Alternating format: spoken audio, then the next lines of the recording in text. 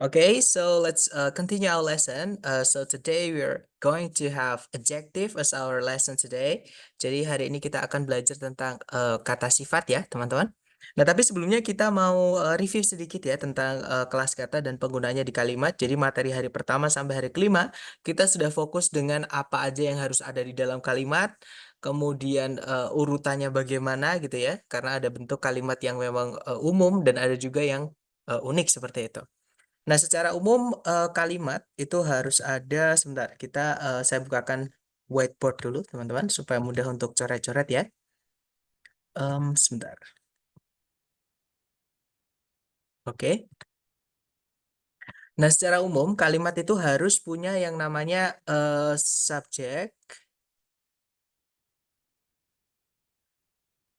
Sorry, saya ganti warnanya, teman-teman. Subjek itu biasanya kita belajarnya agak kuning, agak orange gitu ya. Nah, subjek, kemudian predikat. Kalau predikat biasanya kita belajar warnanya biru.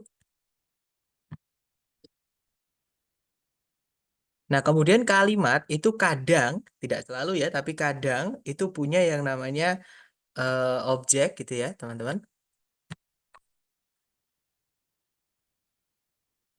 Dan kadang objek itu setelahnya juga diikuti oleh keterangan seperti itu. Atau dalam bahasa Inggris kita nyebutnya complement ya, teman-teman. Nah, seperti ini. Jadi subjek, predikat, objek, dan complement. Jika kalimat itu lengkap atau semua informasinya ada gitu ya. Cuman teman-teman harus paham kalau objek sama komplement itu tidak wajib ada, teman-teman. Yang wajib ada itu hanyalah subjek sama predikat. Nah, mungkin saya pengen tanya ke teman-teman nih. Teman-teman masih ingat nggak subjek itu dibuatnya dari kelas kata apa, teman-teman?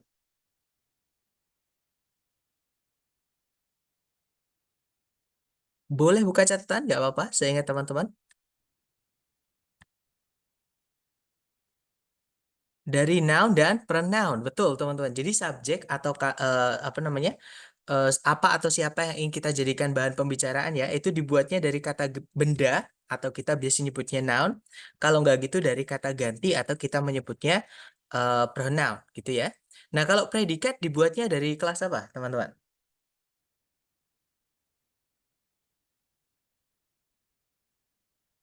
Ya, betul. Dari kata kerja atau verb. Nah, lebih tepatnya adalah verb satu, verb 2, verb SCS, dan auxiliary verb. Gitu ya. Nah, kemudian kalau objek, objek itu mirip dibuatnya dengan subjek ya, teman-teman. Jadi sama dibuatnya kalau nggak dari kata benda, ya dari kata ganti seperti itu. Nah, untuk komplement atau keterangan di bahasa Indonesia kita biasanya nyebutnya keterangan ya. Itu dibuatnya banyak, teman-teman. Jadi bisa dibuat dari adjektif. Oke, kemudian bisa dibuat dari noun atau kata benda gitu ya. Dan juga bisa dibuat dari adverb atau kata keterangan atau kalau disingkat nanti jadinya ana, teman-teman. Gitu ya. Jadi itu complement bisa disebut maksudnya bisa dibuat dari tiga jenis kelas kata ini. Oke. Nah, kemudian kalimat itu juga bisa memiliki lebih dari satu subjek predikat ya. Syaratnya nanti di sini kita harus punya yang namanya konektor atau penghubung, teman-teman. Nah, kalau di dalam kalimat teman-teman menemukan ada konektor, berarti kalimat itu terutama untuk konektor dari conjunction selain verbose ya, maka kalimatnya nanti harus memiliki lebih dari satu kalimat gitu. Jadi harus ada subjek predikat lagi. Nah, pertanyaan saya ke teman-teman adalah konektor atau penghubung itu dibuatnya dari kelas kata apa, teman-teman?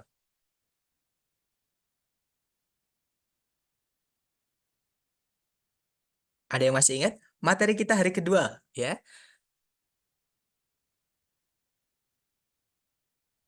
Ya, betul. Jadi konektor itu dibuatnya dari kelas kata yang namanya conjunction, guys, atau kata hubung. Gitu ya. Nah, nanti setelahnya conjunction diikuti kalimat lagi atau subjek predikat lagi seperti itu. Nah, kemudian hari ini adalah kita sudah belajar kalimat gitu ya, dan apa aja yang bisa menyusun bagian dari kalimat tersebut atau yang menjadi bagian dari kalimat tersebut. Misalnya subjek itu yang bisa menyusun atau yang menjadi subjek itu hanya kata benda atau kata ganti gitu ya. Sedangkan yang di predikat itu adalah kata kerja atau verb. Kalau objek itu adalah kata benda atau kata ganti gitu ya, dan seterusnya yang sudah kita bahas barusan. Nah, hari ini kita akan belajar dengan yang namanya frase, teman-teman. Jadi hari ini kita akan belajar mengenai frase atau phrase kalau dalam bahasa Inggris gitu ya. Nah, phrase ini apa? Phrase itu adalah gabungan kata. Jadi minimal ada dua kata ya, teman-teman. Jadi word plus word gitu, teman-teman. Yang menempati satu posisi di dalam kalimat.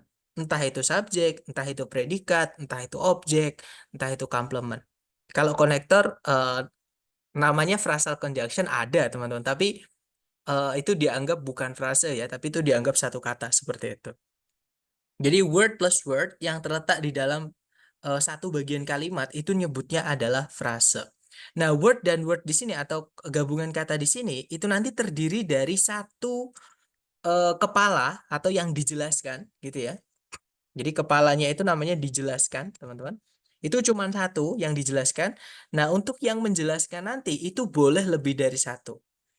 Oke? Atau kalau di dalam bahasa eh, apa namanya? Buku, itu kita nyebutnya adalah modifier sama head. Menjelaskan, maaf teman-teman. Nah, jadi ada eh, susunan lebih dari satu kata, ada yang dijelaskan, ada yang menjelaskan, dan yang menjelaskan itu boleh lebih dari satu kata, teman-teman. Nah, terletak nanti di satu posisi di dalam kalimat, itulah yang disebut dengan frase. Nah, bab kelima ini kita sudah mulai terjun ke dalam materi frase, gitu ya. Nah, untuk frase yang hari ini kita pelajari itu adalah kelas kata namanya kata sifat atau adjektif, teman-teman. Oke, jadi adjektif atau kata sifat di dalam kalimat itu fungsinya cuma satu. Bentar, saya tulis dulu ya, teman-teman. Jadi adjektif atau saya singkat ADJ gitu ya, atau kata sifat itu fungsinya cuma satu, yaitu describes now. Jadi adjektif itu fungsinya adalah mendeskripsikan atau mensifati atau menjelaskan. Gitu ya. Jadi menjelaskan kata bendanya. Sorry teman-teman, karena saya tidak pakai mouse jadi agak sulit ya. Pakai touchpad. Describe noun-nya. Jadi describe kata benda. Dan kata benda itu bisa dijelaskan oleh kata sifat. Atau kalau saya balik, kata sifat fungsinya hanya bisa mensifati kata benda. Nah, dimanapun ada kata benda, misalnya di subjek ya, teman-teman. Atau kalau nggak gitu di objek. Atau di dalam keterangan yang dibuat dari preposisi plus noun. Nah, itu ada noun kan, preposisi plus noun, teman-teman. Dimanapun ada noun, boleh diberi adjektif. Atau bisa diberikan kata sifat. Oke.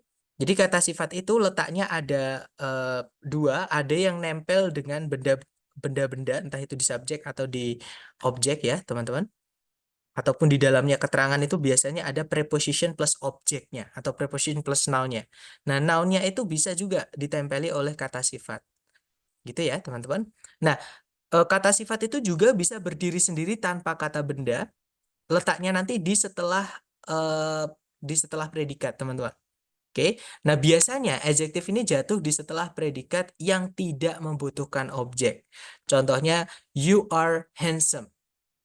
Gitu ya. Contohnya lagi, she is pretty. Contohnya lagi, the cat is cute. Nah, itu kata cute, kata handsome, kata pretty, itu semuanya adalah kata sifat. Handsome artinya tampan, menjelaskan kata benda tadi saya bilang you ya kalau kata you are handsome berarti menjelaskan orang yang diajak ngomong. Oke. Contohnya lagi she is pretty, dia cantik. Nah, pretty itu menjelaskan kata benda cewek tadi ya yang kita ganti menjadi she tadi. Kemudian the cat is cute, kucingnya imut gitu ya teman-teman. Nah, imut itu adalah kata sifat menjelaskan kata benda cat like that. Oke, nah itu adalah fungsi kata sifat. Jadi jatuhnya biasanya di setelah kata kerja yang tidak butuh objek. Contohnya to be, teman-teman. To be itu kan nggak boleh dikasih objek setelahnya ya. Atau kalau ada kata benda setelahnya to be yang berdiri sendiri, itu bukan objek, teman-teman. Itu namanya complement. Seperti itu. Makanya di dalam complement juga ada kata benda. Seperti itu. Gitu ya. Nah, sekarang kita pelajari letaknya. Oke. Nah, ketika kata sifat ini nempel dengan benda yang dijelaskan entah di subjek, entah di objek, ataupun di dalamnya keterangan yang dibuat dari preposition plus noun ya, itu bisa ditempeli kata sifat. Letaknya kata sifat itu nanti adalah di sebelum kata bendanya, teman-teman. Ya, jadi kata sifat itu kalau dalam bahasa Inggris menjelaskan noun phrase atau sebagai modifier dari noun phrase itu diletakkan di sebelumnya. adjektif dulu baru kata benda. Itu kebalikannya dari Indonesia, teman-teman. Contohnya begini ya, kalau kita mau bilang misalnya adalah rumah yang besar itu. Jadi rumah yang besar itu, nah ini kalau ditranslate, rumah itu kan bahasa Inggrisnya house, ya kan teman-teman? Kemudian yang besar itu adalah big, itu adalah that. Nah, untuk bilang rumah yang besar itu bukan house big that, teman-teman. Tapi dibalik, yaitu that big house. Nah, ini yang saya maksud. Jadi bahasa Inggris sama bahasa Indonesia salah satu perbedaannya adalah di penyusunan noun phrase. Di mana kata sifat nempel dengan benda yang dijelaskan. Itu nanti urutannya kata sifatnya dulu baru kata benda. Kalau dalam bahasa Indonesia, kata bendanya dulu baru kata sifat. Kayak gitu, teman-teman. Oke. Nah, sekarang kita akan belajar tentang jenis-jenis kata sifat dan apa namanya? Pengurutannya. Gitu ya. Karena di dalam bahasa Inggris itu ada namanya word order atau urutan kata di dalam frase ini. Seperti itu. Nah, jadi langsung saja kita belajar tentang jenis-jenis adjektif. Adjektif itu ada 3 jenis, teman-teman. Yang pertama ada yang disebut dengan determiner. Nah, kata sifat yang kita sebut dengan determiner ini adalah jenis kata sifat yang tidak bisa tanpa kata benda, alias kata sifat yang harus ada kata benda setelahnya. Secara umum ya, teman-teman. Secara penggunaan secara dasarnya itu, kalau teman-teman menemukan determiner, itu harus ada kata benda setelahnya untuk yang dijelaskan. Dan beberapa atau sebagian besar dari determiner ini itu menentukan bentuk kata bendanya. Apakah kata bendanya nanti harus tunggal? Apakah kata bendanya itu harus jamak? Apakah kata bendanya itu harus tidak bisa dihitung? Seperti itu. Nah, itu determiner, teman-teman. Contohnya adalah kata misalnya. Itu kan artinya seorang atau sebuah atau seekor. Nah, itu menunjukkan bendanya satu. Jadi kalau kita pakai maka setelahnya harus diikuti benda tunggal. Misalnya book, sebuah buku. Nggak bisa kita bilang a books. Itu nggak bisa, teman-teman. Kita bilangnya a book. Gitu ya. A house. Kita nggak bisa bilang a houses. Karena ada harus bendanya tunggal. Seperti itu. Nah, jadi itu adalah jenis yang determiner ini. Kemudian yang kedua, adjektif itu ada yang deskriptif atau beberapa buku nyebutnya epithet. Jadi ada yang nyebutnya deskriptif, ada yang nyebutnya epithet. Intinya adalah jenis adjektif yang kedua ini, itu adalah jenis adjektif yang boleh tidak pakai kata benda setelahnya.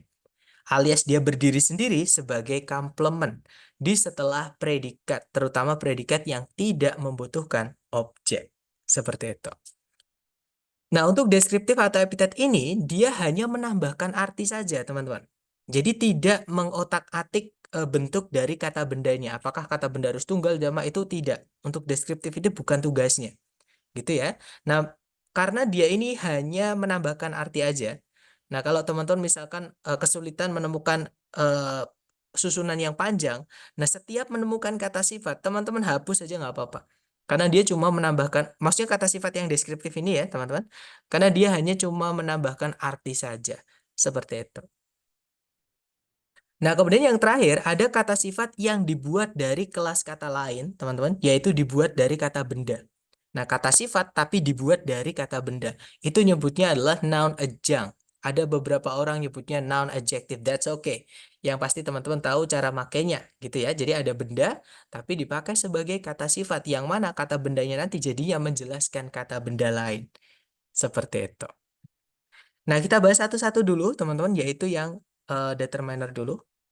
Nah, ini nanti kalau lengkapnya, jadi seperti ini. Jadi determiner itu ada 6, teman-teman ya. Ini juga sudah diurutkan. Jadi urutannya nanti seperti ini. Setelah determiner dimasukkan deskriptif tidak apa-apa. Ada 8, urutannya juga, sorry kok 8, ada 7 maksud saya teman-teman. Urutannya juga seperti ini. Maaf, 8, maaf ya. Urutannya juga seperti ini. Kemudian ada juga noun adjunct, seperti itu. Nah, kita bahas dulu untuk yang determiner, teman-teman. Nah, untuk determiner yang pertama kita punya keluarganya artikel adjective. Nah, artikel adjective atau artikel biasa orang nyebutnya ya, itu adalah a, an, sama the. Jadi ada 3, ada a, kemudian an sama the. A sama an itu artinya sama, yaitu sebuah, seekor, seorang, dan sebagainya. Gitu ya. The itu artinya itu, teman-teman. Nah, perbedaan penggunaannya adalah kalau benda setelahnya wajib tunggal. Ya, jadi itu benda setelahnya wajib tunggal. Oke. Kemudian an juga sama, benda setelahnya wajib tunggal. Nah, yang beda adalah the, teman-teman. The itu benda setelahnya boleh tunggal, boleh jamak, boleh juga benda yang tidak bisa dihitung. Seperti itu. Nah, bedanya e sama an apa, Sar? Nah, kalau itu nanti kata setelahnya pas, itu harus berawalan bunyi konsonan. Yaitu selain A, I, U, E, O, teman-teman. Contohnya book. Book itu bunyi awalannya adalah B. Ya, jadi book. Kemudian contohnya lagi adalah rumah, house. Itu bunyi awalannya adalah H, ya. Maka nanti kalau bilang sebuah rumah itu a house. Sebuah buku, a book. Bukan an house, bukan an book. Gitu ya. Nah, sebaliknya, kalau an, itu nanti kata setelahnya diawali oleh bunyi vokal. Vokal itu adalah A, I, U, E, O, teman-teman. Contohnya adalah semut. Seekor semut itu an ant. Oke. Sebuah jeruk, an orange. Nah, orange itu kan pakainya O ya, jadi an orange seperti itu.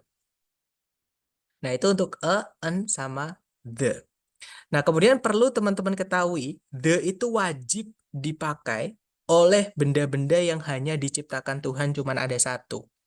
Contohnya matahari, teman-teman. Itu ya, the sun. Jadi kalau kita bilang matahari itu the sun. Contohnya lagi adalah Arktik, misalkan Samudra Arktik. Gitu ya. Sorry, benua Arktik, maaf. Benua Arktik. Arktik itu benua atau samudra? Kayaknya benua ya, teman-teman. Jadi kita bilangnya the Arctic. Seperti itu.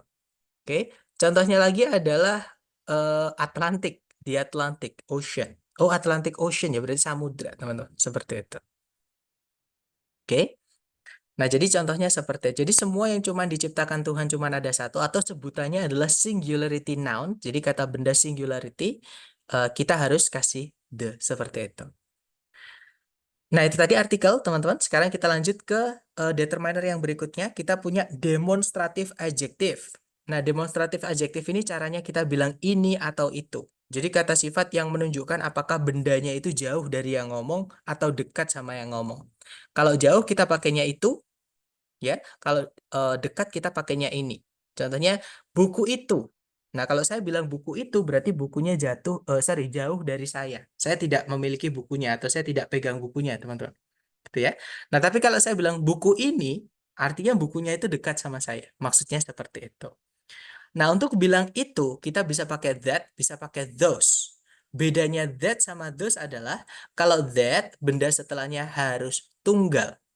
Sama kayak this, teman-teman. Tapi kalau this itu ini artinya gitu ya. Jadi benda setelahnya itu harus tunggal.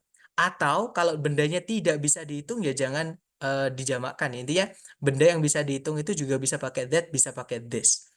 Gitu ya. Nah, tapi kalau bendanya yang dijelaskan itu jamak, itu kita pakainya those atau these.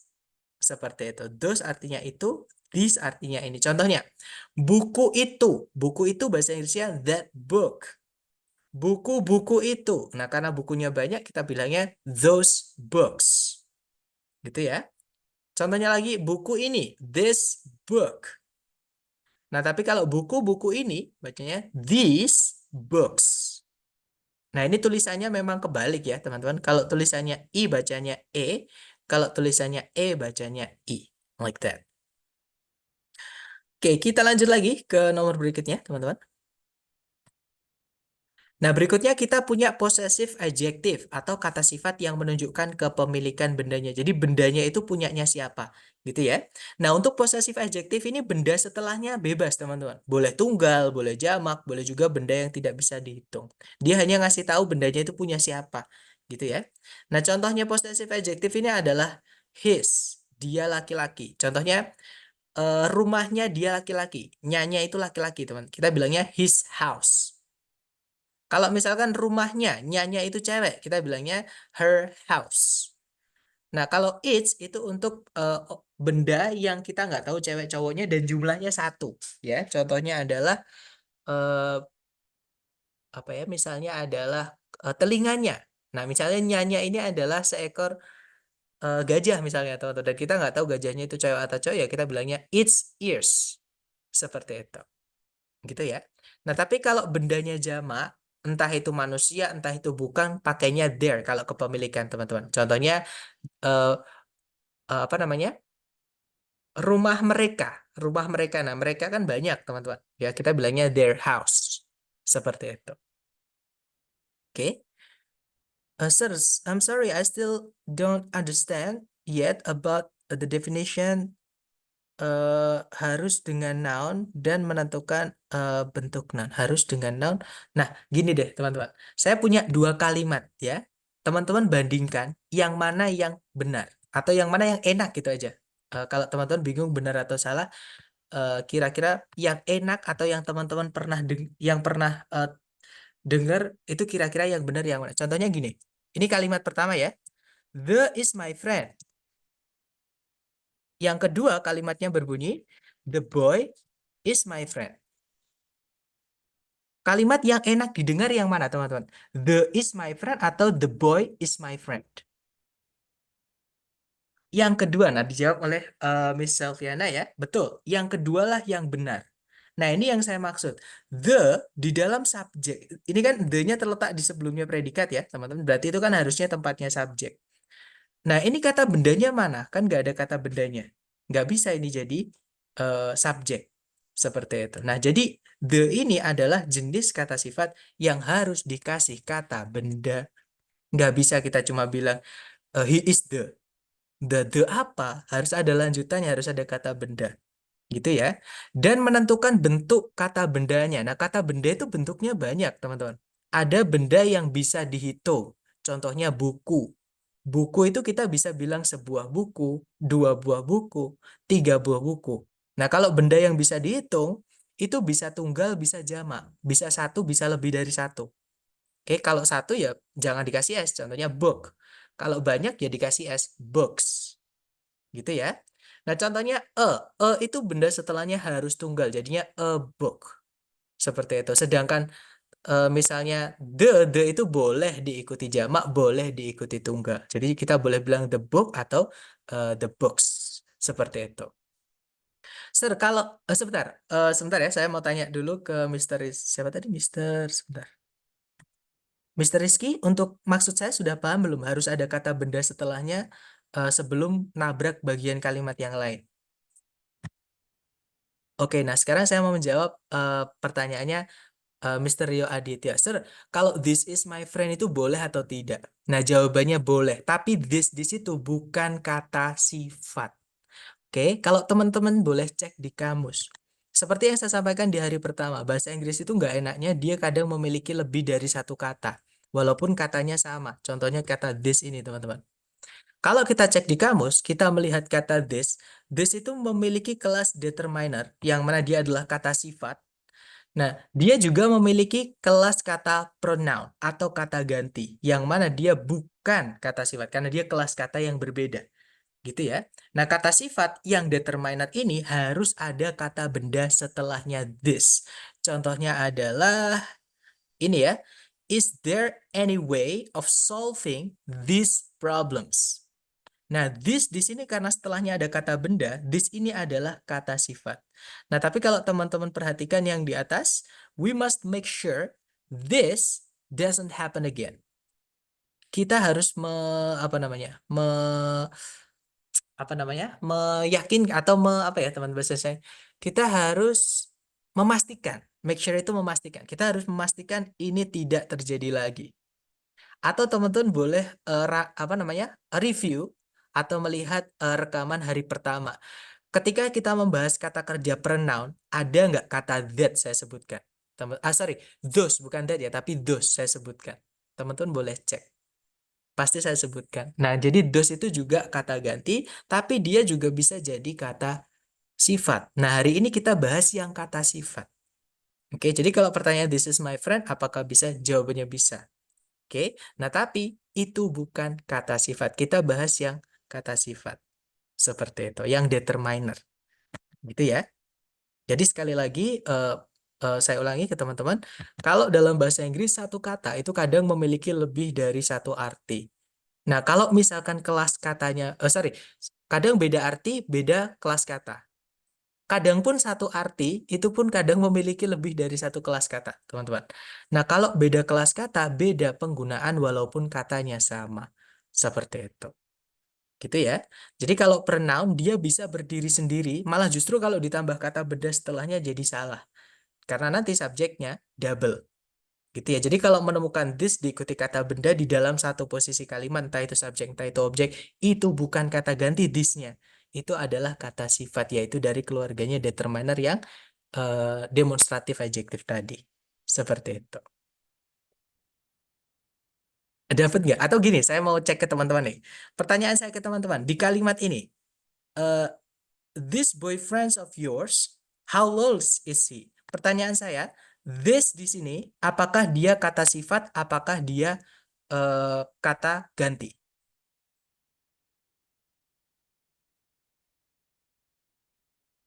Ya, betul. Dia adalah kata sifat ya, teman-teman. Alasannya kenapa?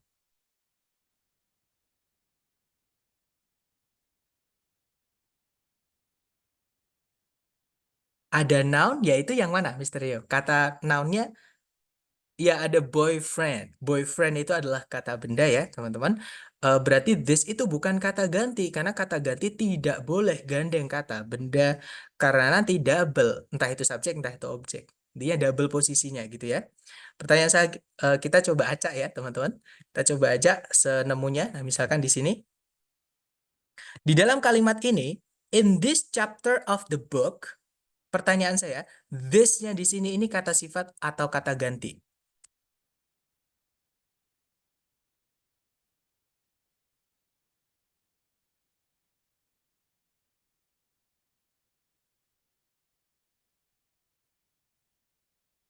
Ya, betul. Dia adalah kata sifat ya, teman-teman.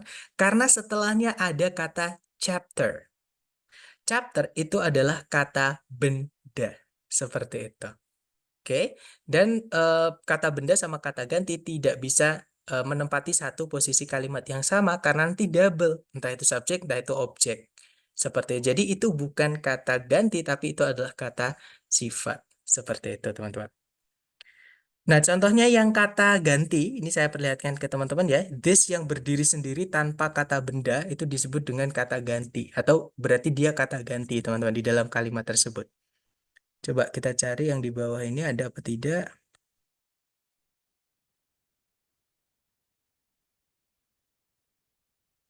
Di sini belum ada, tapi di atas tadi kayaknya ada ya, teman-teman. Nah, contohnya ini, teman-teman. Sam, this is my sister, Liz.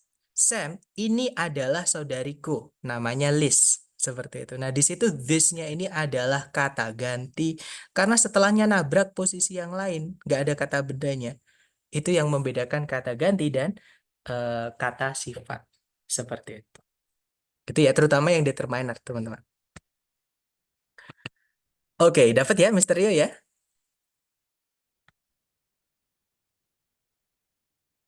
Sekali lagi, teman-teman, sorry, dalam bahasa Inggris itu kata atau vocab satu kata itu biasa bisa memiliki lebih dari satu kata. Maksudnya lebih dari satu kelas kata. Nah, kadang kalau kelas katanya beda, maksud saya, otomatis penggunaannya juga beda walaupun katanya itu sama. Seperti itu. Walaupun kata artinya pun kadang juga sama, kadang beda, tergantung katanya, teman-teman. Seperti itu.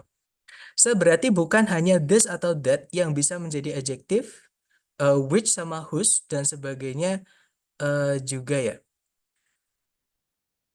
Ya kita cek di kamus teman-teman. Kita nggak bisa memaksakan ya. Maksudnya gini, kita kita harus cek di kamus. Apakah kata itu semua kata dalam bahasa Inggris apakah bisa jadi adjektif? Jawabannya tidak. Gitu ya. Maksud saya gini, kalau dalam bahasa Inggris satu kata bisa memiliki lebih dari satu kelas kata, itu bukan berarti semua kata dalam bahasa Inggris itu memiliki lebih dari satu kelas kata, teman-teman.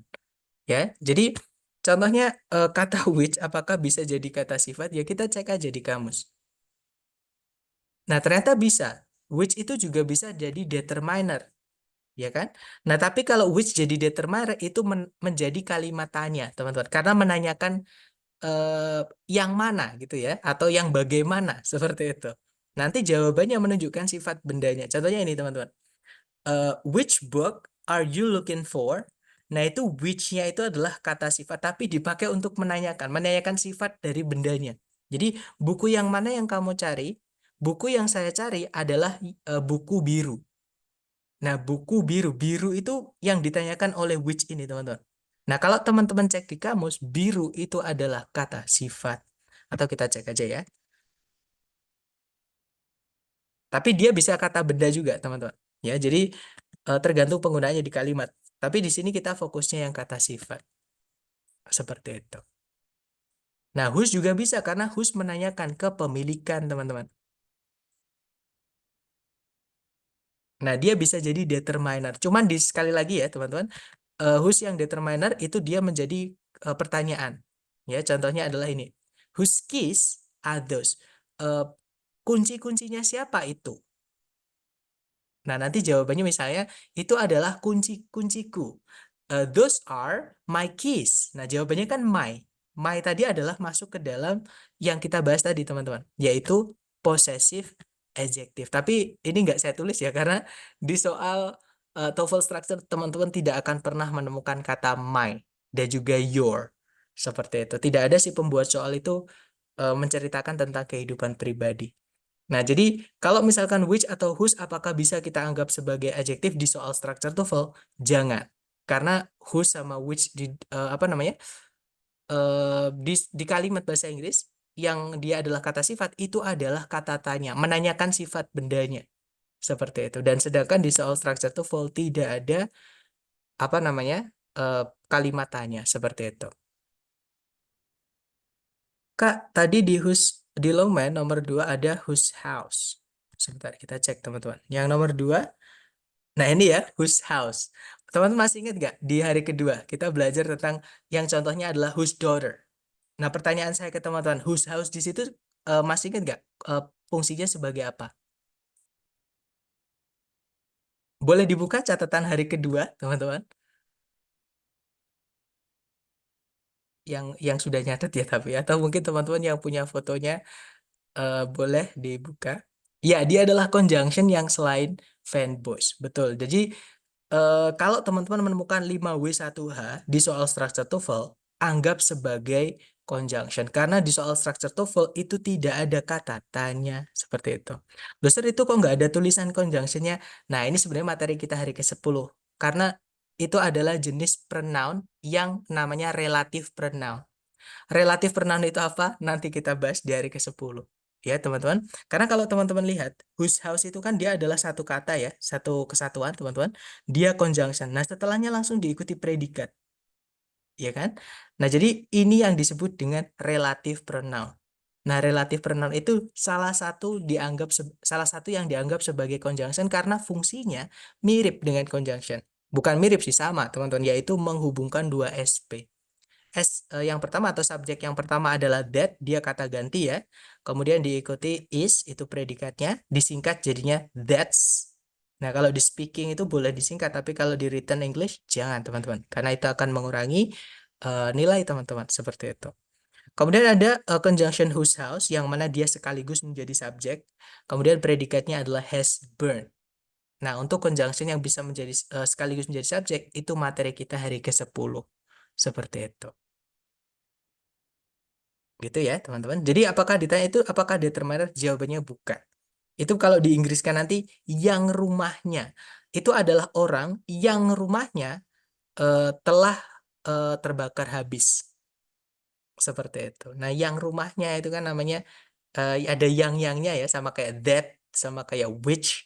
Nah, itu namanya adjective clause. Intinya adjektif, teman-teman, kata sifat gitu ya, yang menjelaskan kata benda man. Makanya disebut dengan determiner. Nah, jadi bisa dibilang dia fungsinya sebagai determiner karena menjelaskan kata benda ya, dan adjective clause itu harus nah, intinya kita bahas dari ke-10 aja, teman-teman. Daripada teman-teman nanti bingung gitu ya. Karena kita belum sampai ke situ. Seperti itu. Jadi intinya adalah kalau menemukan 5W1H di soal structure TOEFL, anggap sebagai conjunction. Karena memang penggunaannya sebagai conjunction, menghubungkan dua SP. Seperti itu. Nah, kita balik lagi, teman-teman, ke soal yang tadi ya. Jadi ada his, ada her, artinya, sorry, tadi sampai there ya, teman-teman. Nya mereka, contohnya rumahnya mereka, their house. Rumah-rumahnya mereka, their houses. Kemudian ada juga kalau teman-teman menemukan others yang ada S-nya, terus dikasih tanda petik di akhir, itu juga kepemilikan. Gitu ya. Atau posesif, teman-teman. Kalau ada kata benda setelahnya namanya possessive adjective. Tapi kalau setelahnya nggak ada kata benda, itu namanya possessive pronoun.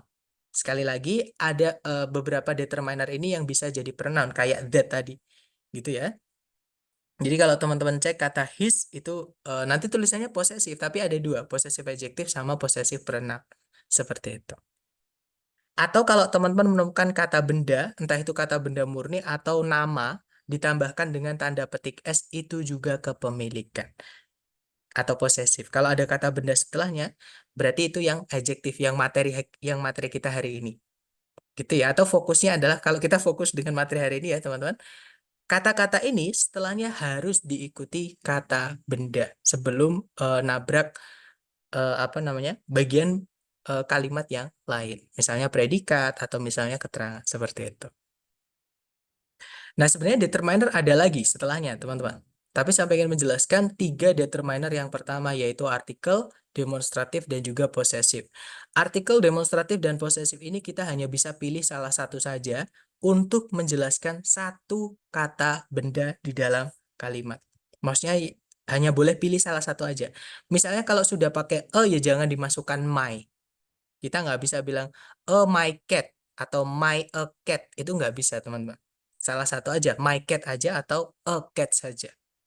Gitu ya. Jadi sekali lagi, kita hanya bisa pilih salah satu dari 3 determiner yang awal ini untuk menjelaskan satu benda di dalam kalimat seperti itu. Nah, setelah kita pilih salah satu dari ketiga tadi, kita boleh lanjutkan determiner berikutnya, yaitu ordinal number atau angka yang menunjukkan urutan. Nah, mirip kayak posesif, teman-teman. Ordinal ini bendanya bebas, boleh tunggal, boleh jamak, boleh juga benda yang tidak bisa dihitung. Nah, contoh ordinal itu adalah angka yang menunjukkan urutan ya, atau order, teman-teman. Contohnya adalah first, yang pertama, second, yang kedua, third, yang ketiga, earliest yang pertama kali, next yang berikutnya, last yang terakhir, dan seterusnya. Masih banyak lagi, gitu ya. Kemudian berikutnya kita punya cardinal number. Nah, kalau ordinal tadi adalah angka yang menunjukkan urutan, kalau cardinal ini adalah angka yang menunjukkan jumlah bendanya. Karena dia menunjukkan jumlah bendanya, otomatis bendanya harus ngikut, apakah tunggal, apakah jamak.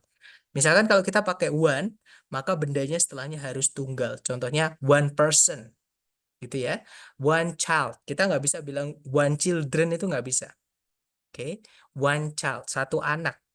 Nggak bisa kita bilang satu anak-anak, kan nggak enak. Kemudian satu kursi, one chair. Nggak bisa kita bilang one chairs. Ya, teman-teman. Jadi one harus diikuti benda tunggal. Nah, kemudian berikutnya ada juga penanda jumlah itu yang tidak jelas berapanya ya. Contohnya no ini, artinya tak ada gitu ya, teman-teman. Kemudian two artinya dua, both artinya keduanya. Ada all artinya semua, most artinya sebagian besar atau hampir semua. Ya, jadi most itu kalau nggak ada the sebelumnya, eh, artinya sebagian besar atau hampir semua, seperti itu. Contohnya, hampir semua orang menyadari bahwa, misalkan gitu ya, most people realize that, misalkan udara itu semakin berpolusi, misalkan ya, the air is getting more polluted, misalkan seperti itu. Oke, jadi most people, hampir sebagian. Dan most ini kalau diikuti benda yang bisa dihitung harus jamak, sama kayak all, teman-teman. Benda setelahnya kalau bisa dihitung harus jamak. Tapi kalau yang nggak bisa dihitung ya jangan dipaksakan dijamakkan, karena mereka nggak bisa dijamakkan. Ya, contohnya, semua informasi yaitu all information, bukan all informations. Karena information tidak bisa dihitung, teman-teman. Oke. Nah, kemudian berikutnya ada a number of, sama an amount of, artinya sama, yaitu sejumlah. Itu satu kata ya, teman-teman, bukan 3 kata, tapi mereka satu kata. A number of itu, benda setelahnya harus benda yang bisa dihitung, dan harus jamak, karena sejumlah, gitu ya. Sedangkan an amount of artinya sejumlah, tapi khusus untuk benda yang tidak bisa dihitung. Kata benda yang tidak bisa dihitung tidak bisa dijamakkan. Gitu ya. Mungkin buat teman-teman yang bingung kata benda bisa dihitung sama tidak bisa dihitung itu gimana? Dikasih aja satu, teman-teman. Kita nggak bisa bilang satu udara, dua udara. Berarti benda itu nggak bisa dihitung. Udara maksudnya ya. Udaranya nggak bisa dihitung. Satu air, dua air, tiga air. Kan air itu kan bentuknya juga berubah-ubah gitu ya. Nggak apa namanya? Nggak punya bentuk fix gitu loh, teman-teman. Jadi kita nggak bisa hitung air seperti itu. Nah, contohnya lagi adalah beras. Beras itu sebenarnya bisa dihitung, cuman kan nggak mungkin gitu. Jadi sesuatu yang nggak praktikal untuk dihitung kita anggap sebagai eh, apa namanya uncountable atau yang tidak bisa dihitung. Atau yang bentuknya bermacam-macam, teman-teman. Misalnya uang.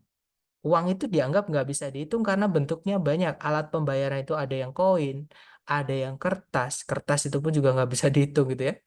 Ada juga yang barter. Nah, jadi karena bentuknya tidak fix, itu dianggap sebagai tidak bisa dihitung. Seperti itu. Sir, kalau determiner artikel dan ordinal number bisa dijumpai, misalkan the first jawabannya bisa, teman-teman. Yang tidak bisa hanya nomor satu 2 3. Tadi kan saya bilang, setelah pilih satu 2 3, teman-teman boleh lanjut determiner setelahnya. Jadi setelah pilih salah satu nomor satu 2 3 ini, kalau dimasukkan determiner yang lain yang setelah kita bahas ini, jawabannya boleh, teman-teman. Misalkan, tapi harus cocok ya, teman-teman. Misalkan, kok diikuti both, itu nggak bisa. Oke, jadi apa namanya ya harus yang satu gitu. Oke, dan harus cocok. Misalkan the, nah kalau the kan boleh, the one itu bisa. Oke, teman-teman. Kalau the no itu nggak bisa, teman-teman. Karena the itu jelas, no itu tidak jelas. Jadi memang harus menggunakan makna juga ya, dan juga eh, analogi seperti itu. Oke. Jadi jawabannya bisa, bahkan kalau kita pakai yang urutan tadi, yang urutan tadi atau ordinal tadi, teman-teman, itu harus ada salah satu dari tiga di atasnya. The, kalau nggak gitu demonstratif, kalau nggak gitu posesif. Contohnya, anak pertama saya itu kita bilangnya my first child, gitu ya. Anak pertama kamu, your first, misalkan anak laki-laki pertamamu itu your first son, seperti itu. Kita nggak bisa hanya bilang first son aja, seperti itu. Itu ya. Sorry teman-teman. Nah, kita lanjut. Nah, kemudian berikutnya ada few sama a few, artinya sama-sama, sorry, artinya beda, maaf teman-teman. A few sama a little, maksud saya artinya ini sama. Artinya adalah sama-sama beberapa. Bedanya kalau few, itu negatif konotasinya, atau bisa lebih diartikan sedikit, sama kayak little. Little itu artinya sedikit, teman-teman. Tapi kalau ada a-nya, a few atau a little, itu artinya beberapa. Gitu ya, jadi a few people. Berapa orang berarti cukup atau diartikan cukup seperti itu, sedikit tapi cukup, teman-teman, gitu ya. Dan yang terakhir kita punya miscellaneous. Nah, miscellaneous ini caranya kita bilang yang lain-lain. Jadi ada tiga, kita bisa pakai other, bisa pakai another, bisa pakai the other. Nah, bedanya apa? Bedanya adalah benda yang dijelaskan, teman-teman. Other, benda setelahnya wajib, benda ada dua sih, teman-teman ya. Kalau dia bisa dihitung, bendanya harus jamak. Nah, tapi kalau setelahnya benda yang tidak bisa dihitung, ya jangan dijamakkan. Jadi ada dua jenis benda yang dijelaskan oleh other ini. Boleh uncountable, yang tidak bisa dihitung ya, contohnya other information. Ada juga benda yang kalau bisa dihitung, itu harus dijamakkan. Contohnya other people. Kita nggak bisa bilang other person, nggak bisa, teman-teman. Ya, jadi other people. Other houses. Seperti itu. Nah, kalau another ada kata an di dalamnya. Itu imbuhan juga, teman-teman. Yang mana an itu artinya sebuah, seekor, seorang gitu ya. Miliknya artikel.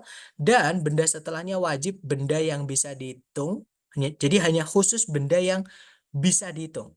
Dan harus tunggal. Jadi benda yang bisa dihitung tadi harus tunggal.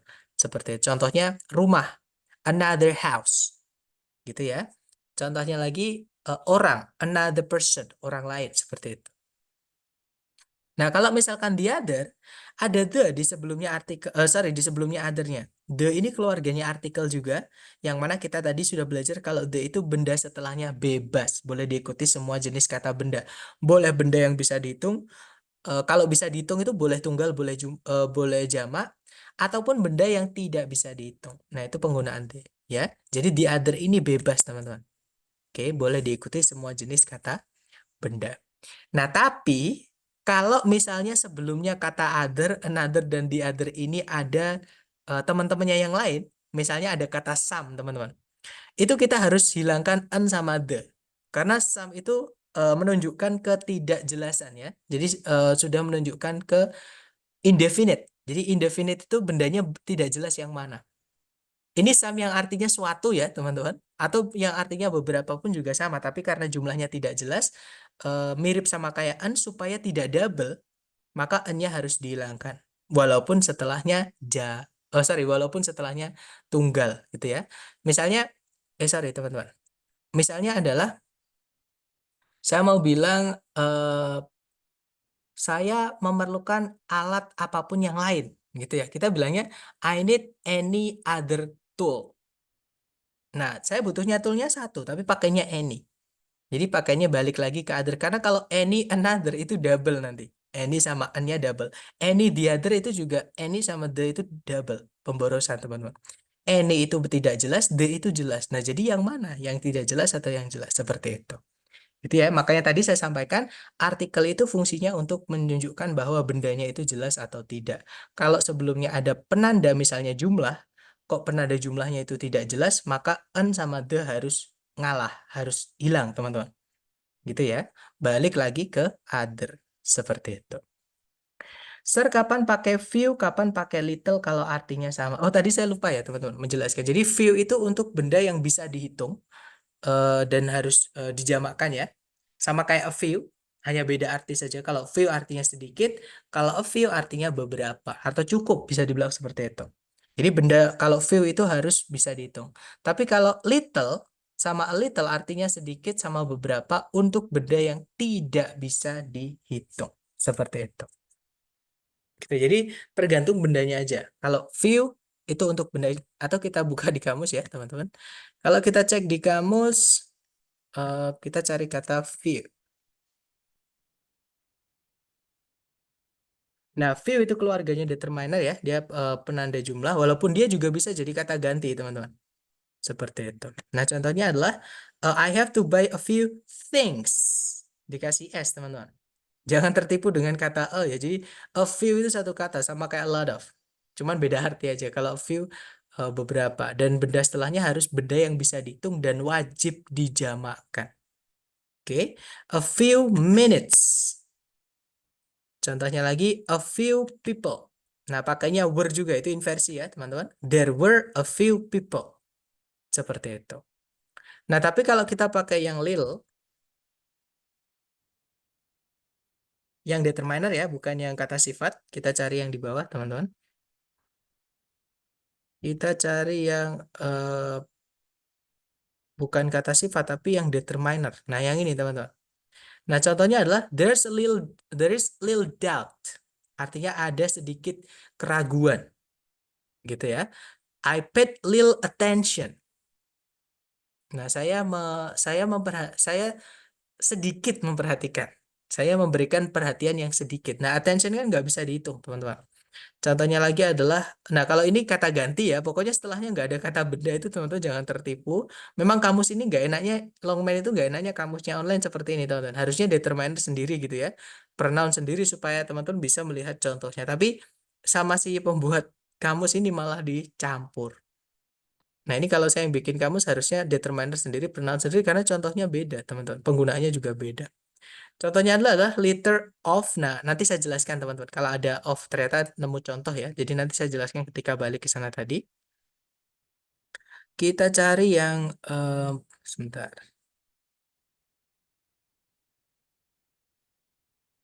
Kita cari lagi. Nah, ini ada penggunaan grammar juga, comparison atau perbandingan penggunaan dari a little, teman-teman. A little itu artinya beberapa atau tidak banyak ya, teman-teman. Tapi dia positif. Not a lot itu artinya cukup lah gitu. Beberapa gitu.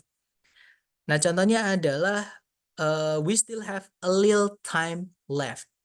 Nah, di situ disebutkan a little itu digunakan sebelum uncountable nouns. Jadi ditaruhnya di sebelumnya kata benda yang uncountable atau yang tidak bisa dihitung.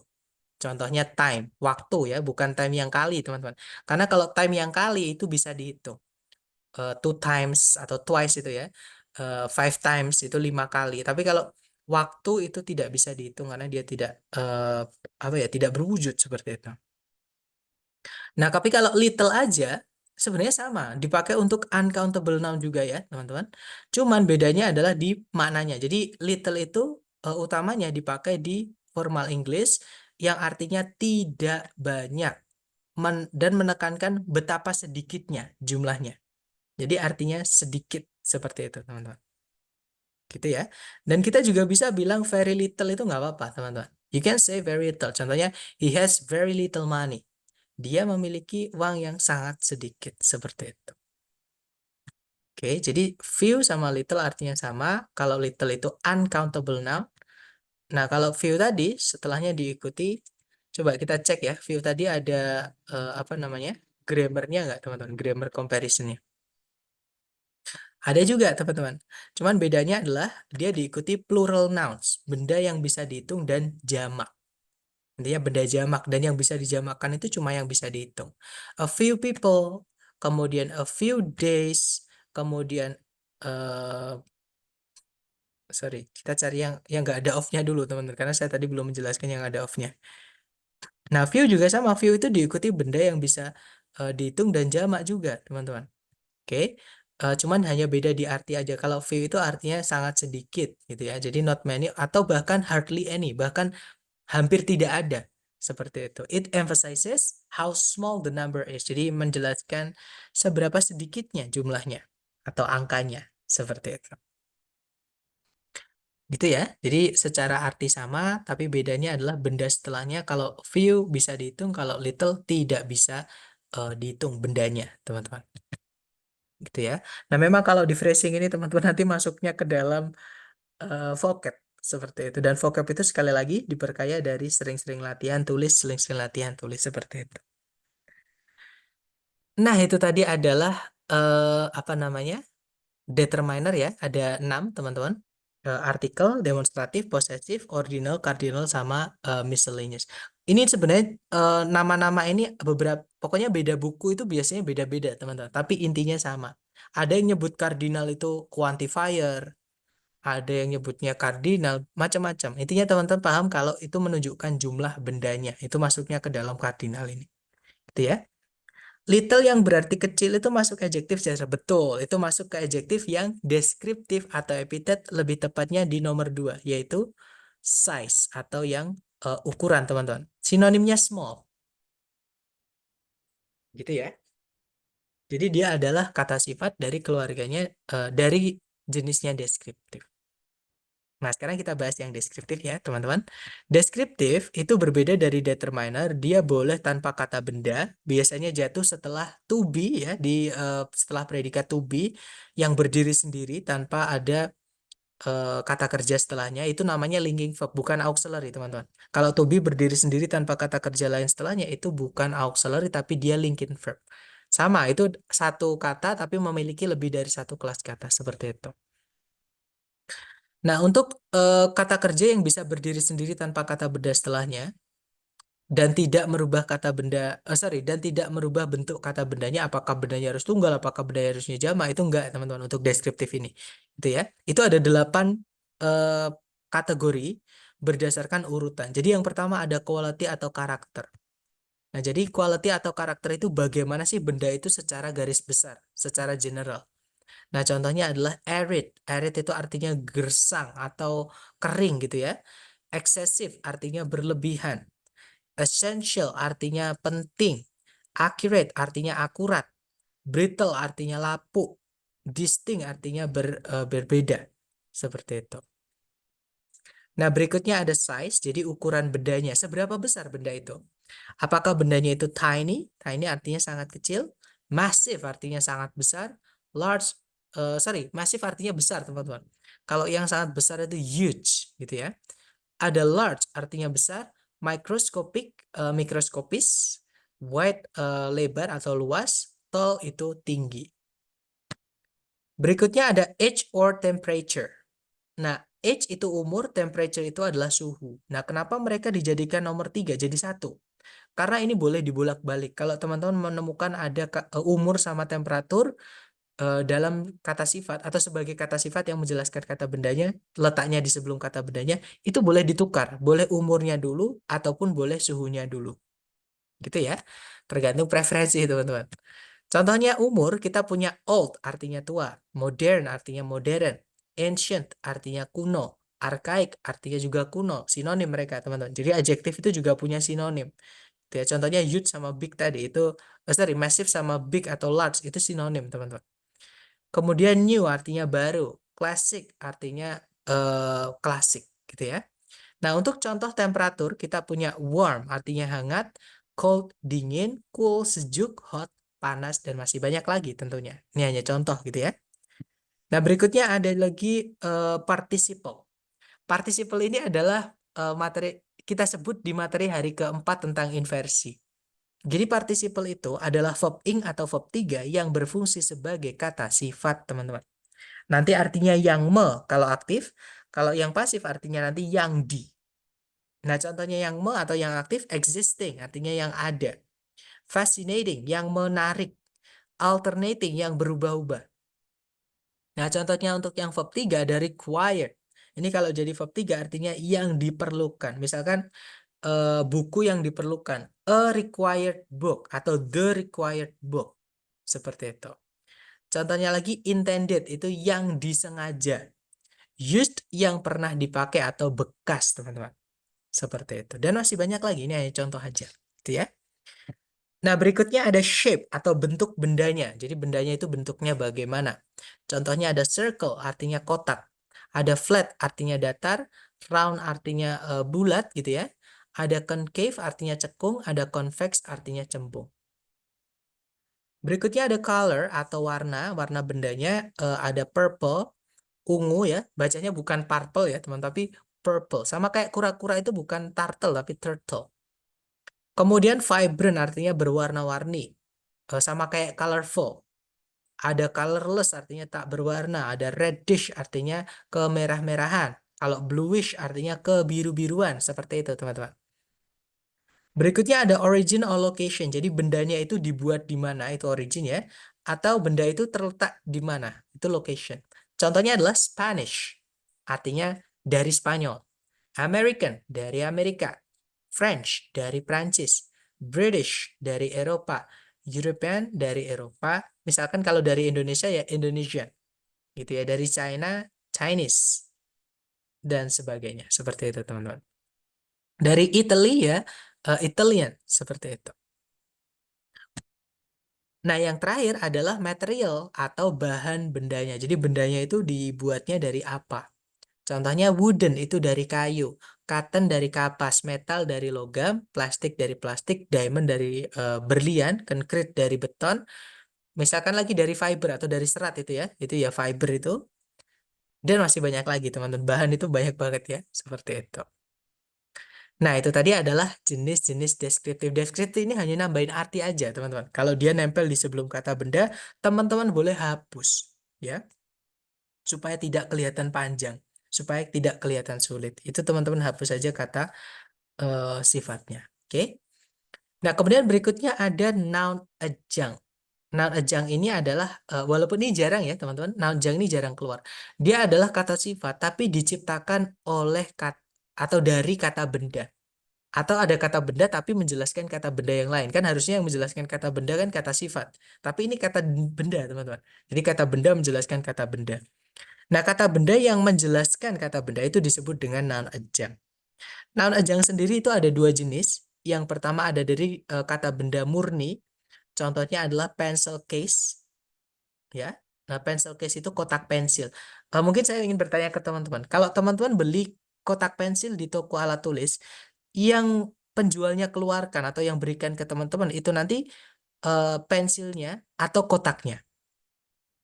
Ya, that's right. Case-nya ya, kotaknya ya, teman-teman. Nggak mungkin kita beli, Pak, beli kotak pensil. Malah sama bapaknya dikeluarin pensil. Kan nggak apa namanya? Nggak nyambung gitu ya. Jadi kata pensil di dalam frase kotak pensil itu hanya sebagai penjelas, teman-teman. Atau noun adjunct tadi. Oke. Sama kayak shoe store. Shoe store itu toko sepatu. Toko sepatu itu wujudnya toko, teman-teman, bukan sepatu. Gitu ya. Kemudian nah yang paling jelas itu baby powder ini.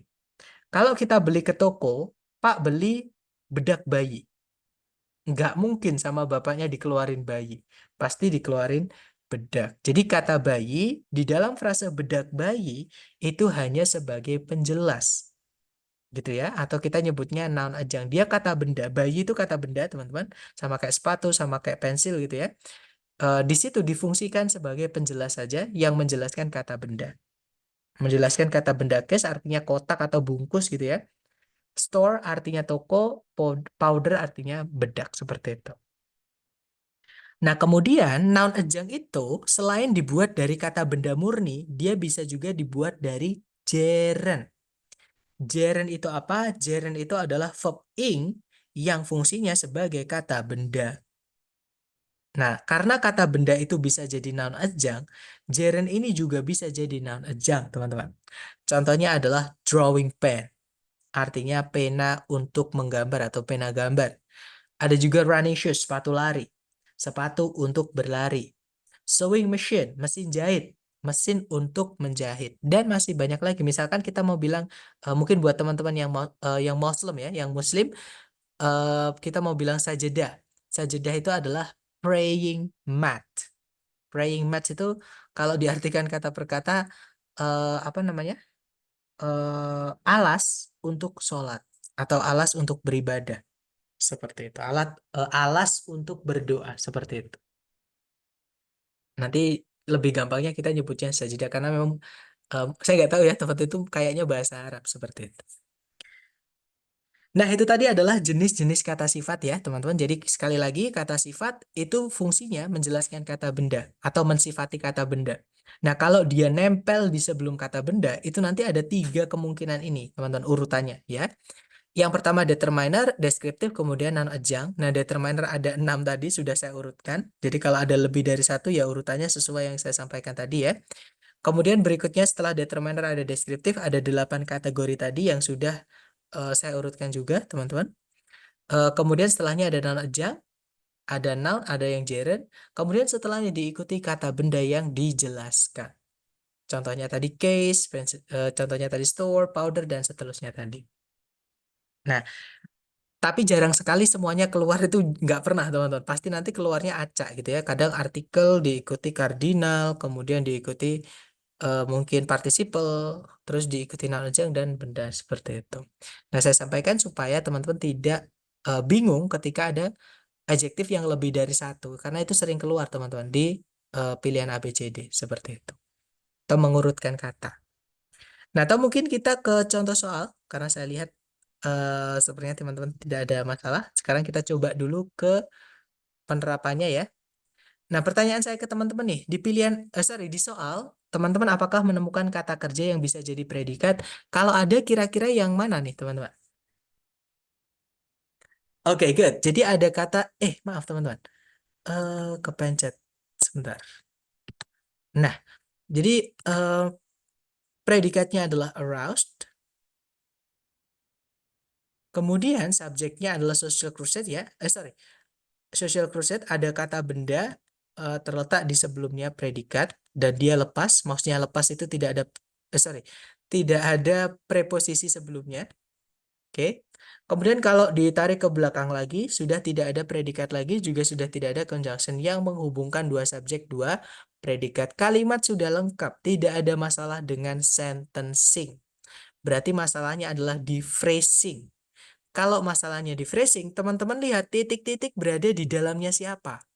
Titik-titik ternyata berada di dalamnya, sebentar teman-teman. Nah, ternyata di dalamnya subjek, ya kan? Lebih tepatnya di sebelumnya kata benda crusade, berarti itu tempatnya kata sifat, teman-teman. Tugas teman-teman di sini adalah mencarikan kata sifat di pilihan A, B, C, D. Nah, kebetulan A, B, C, D kata sifat cuma satu. Iya, betul. Jawabannya adalah yang alfa. No di sini bukan artinya tidak ya, teman-teman. No di sini artinya adalah tak satu pun. Karena kalau no yang artinya tidak, itu adalah adverb. Itu untuk menjawab pertanyaan. Jadi untuk no, tidak, atau no, bukan. Itu bukan yang di bahasa Inggris, sorry, bukan yang di TOEFL. Karena di TOEFL tidak, di TOEFL structure tidak ada bentuk tanya jawab. Yang ada hanya kalimat dihilangkan, kita disuruh nyari yang hilang di situ apa. Nah, no itu salah satu kelas katanya adalah determiner. Nah, itulah fungsi dari determiner. Jadi jawabannya yang alpha, guys. Nanti kalau diartikan, tak satu pun perjuangan sosial membangkitkan antusiasmenya Elizabeth William lebih dari ekspansi fasilitas pendidikan bagi imigran di Amerika Serikat. Seperti itu. Kalau yang Bravo sama Delta kenapa salah? Nothing sama none itu adalah kata ganti, teman-teman. Atau pronoun ya. Pronoun atau kata ganti kalau dia ditaruh di sini nanti double subject, ada kata benda, ada kata ganti. Gitu ya. Jadi salah satu aja. Otomatis Bravo sama Delta nggak bisa. Kalau yang Charlie ada kata not. Nah, sebenarnya not ini bisa hampir menjelaskan semuanya, teman-teman. Bahkan subjek pun bisa. Cuman, kalau kita pakai yang Charlie, sebelumnya subjek itu harus ada determiner. Misalnya misalnya the, gitu ya. Nggak bisa langsung kata benda, not kata benda nggak bisa. Oke, jadi yang jawabannya benar adalah yang alfa. Untuk not ini kita bahas besok, karena dia adalah kata keterangan, teman-teman. Gitu ya. Nah, nanti kalau sorry, tadi sudah ya, kita artikan. Jadi jawabannya yang alfa. Kemudian, nah ternyata ada. Nah, kita lanjut lagi ke contoh berikutnya. Caranya sama, teman-teman. Pertanyaan saya ke teman-teman, coba dilihat di soal, adakah kata kerja yang bisa jadi predikat? Nah, kalau ada yang mana nih?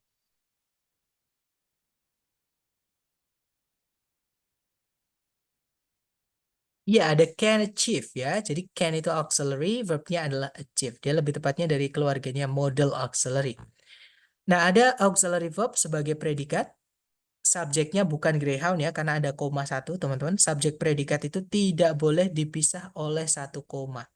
Kalau dipisah oleh dua koma malah boleh. Tiga koma malah boleh. Tapi kalau cuma satu koma, subjek predikat tidak bisa, teman-teman. Oke, karena koma itu menghubung atau memisahkan informasi inti dengan informasi tambahan. Sedangkan subjek predikat itu dua-duanya termasuk ke dalam informasi inti yang tidak boleh hilang. Oke, nah jadi carikan di pilihan A, B, C, D yang ada satu koma lagi. Nah jawabannya yang delta, gitu ya. Nanti kalau dibaca, the fastest dog, the greyhound, can achieve speeds up to 36 miles per hour. Kalau diartikan, jenis anjing tercepat atau namanya adalah greyhound, itu bisa mencapai kecepatan hingga 36 mil per jam. Nah, atau namanya Greyhound tadi itu boleh kita hapus, teman-teman. Karena itu hanya informasi tambahan atau kita bisa nyebutnya A positif gitu ya. Jadi itu kalau dihapus nggak masalah. Nanti jadinya the fastest dog can achieve speeds up to 36 miles per hour. Jenis anjing tercepat itu bisa mencapai kecepatan hingga 36 mil per jam. Nah, informasi yang disampaikan pun tidak berubah, ya kan? Nah, kalau ditambahkan juga nggak apa-apa. Jadi jenis anjing tercepat itu apa? The Greyhound.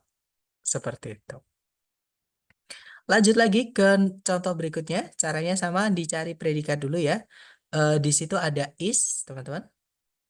Subjeknya adalah Wilmington Oilfield. Tidak ada predikat lagi, juga tidak ada conjunction yang menghubungkan dua subjek, dua predikat. Nah, tadi saya lupa, teman-teman, untuk menjelaskan ini. Ya, ingat kalau lupa, tapi tadi saya lupa untuk menjelaskannya gitu.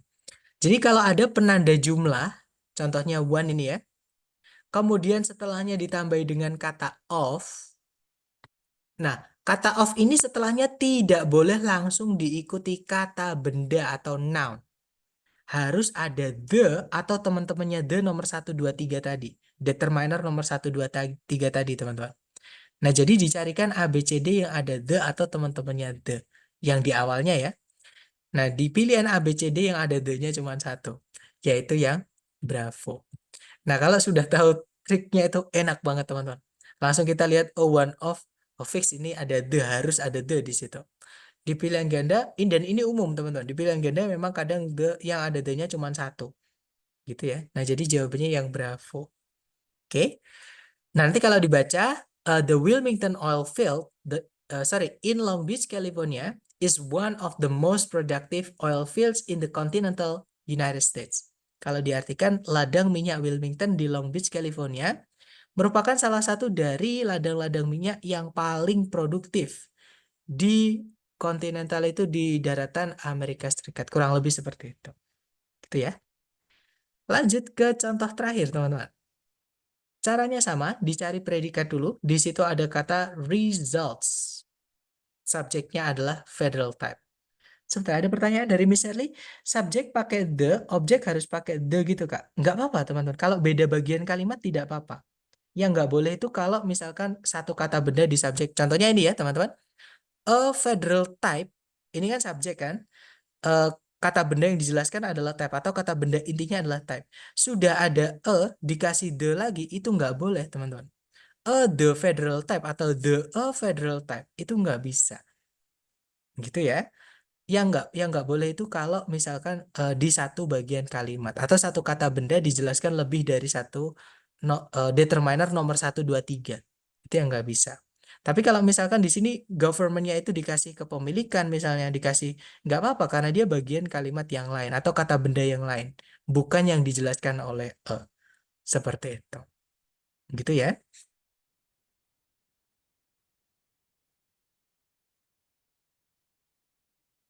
Kita lanjut, teman-teman. Nah, di situ kalau kita lihat di soal, di sebelumnya titik-titik itu ada preposisi. Gitu ya, Mas Ardi. Jadi kalau misalkan masih bingung bisa disampaikan bingungnya di mana gitu ya. Atau teman-teman yang lain mungkin kalau ada yang bingung disampaikan teman-teman supaya tidak tambah bingung gitu ya. Nah, saya lanjut kalau nggak ada kebingungan lagi. Di situ titik-titik terletak di setelah sorry, ya titik-titiknya di setelah preposisi. Teman-teman masih ingat preposisi itu setelahnya harus ada apa untuk dirubah menjadi kata keterangan? Ya, betul. Harus ada kata benda atau noun. Oke. Nah, berarti di sini harus ada noun-nya. Kita carikan A, B, C, D yang kata benda atau noun. Nah, di pilihan ganda ternyata panjang-panjang, teman-teman. Nah, kata benda itu yang bisa menjadikannya panjang atau yang bisa menjelaskannya hanyalah kata sifat. Ya, jadi kalau di sebelumnya maksudnya. Tempatnya di sebelumnya kata bendanya itu adalah kata sifat. Dan kata sifat itu lumayan panjang tadi ya, teman-teman, berdasarkan urutan juga. Jadi cari yang urutannya kata sifat dulu, baru kata benda. Kita cek satu-satu. Yang alpha, a vertical power distribution. Nah, kata bendanya distribution. Itu noun, teman-teman. Sebelumnya dijelaskan oleh noun adjunct, yaitu power. Kemudian ada vertikal. Vertikal itu adalah bentuk ya. Dia miliknya deskriptif nomor 5, sorry 4 atau 5 tadi. Setelahnya participle berarti nomor 5, teman-teman. Oke. Nah, kemudian ada e. E itu adalah artikel yaitu miliknya determiner. Nah, berarti urutannya juga pun benar ya. Kemungkinan alfa bisa jadi jawaban. Kita tahan dulu. Kalau yang Bravo, nah yang Bravo ini kenapa salah, teman-teman? Kenapa nggak ada yang milih yang Bravo?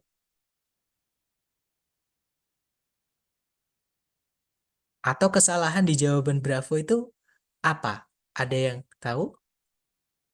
Oke, ada predikat lagi, betul. Jadi ada is distributed.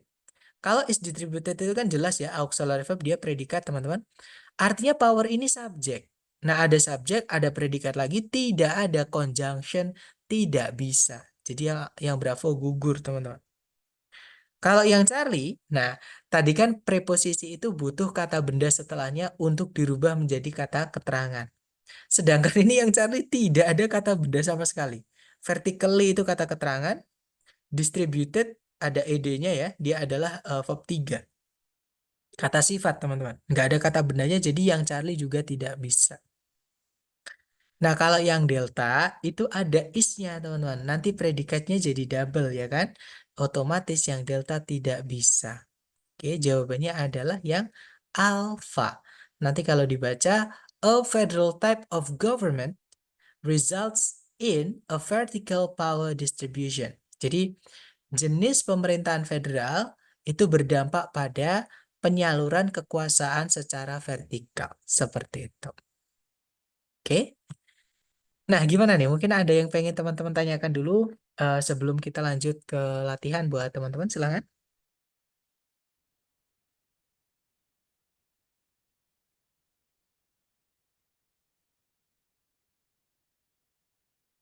Sepertinya aman ya, teman-teman.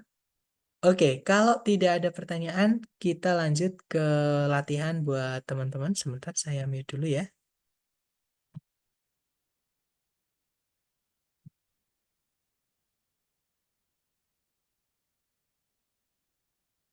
Oke, di sini ada satu soal. Dicoba dulu waktunya 30 detik, dimulai dari sekarang. Silahkan, teman-teman.